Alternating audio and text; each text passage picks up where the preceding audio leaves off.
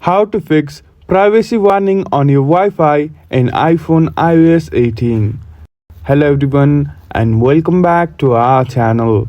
In this video, you will learn how to fix the privacy warning on your iPhone's Wi-Fi. This warning can be frustrating and may cause concern about your connection, but I will guide you through the simple steps to resolve it easily. To begin, open the Settings app on your iPhone, then tap on Wi-Fi. Next, tap the eye icon next to your connected Wi-Fi network. This will take you to more detailed settings for that network.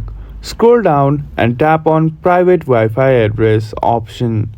If this feature is currently turned off, it may be the cause of your privacy warning. To fix this, turn on the Private Wi-Fi feature by selecting the toggle. After enabling this option, check if the privacy warning has been resolved. If it persists, don't worry, there are additional steps we can take.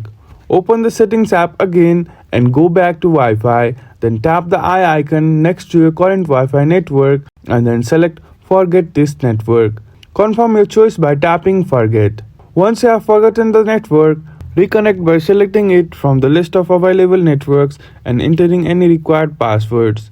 After reconnecting, check if the privacy warning has been resolved. If you still encounter issues, consider restarting your iPhone or resetting your network setting as a last resort. And that concludes this tutorial. If this video was helpful, please don't forget to give this video a thumbs up and subscribe to our channel. Thank you for watching and we will see you again in the next video.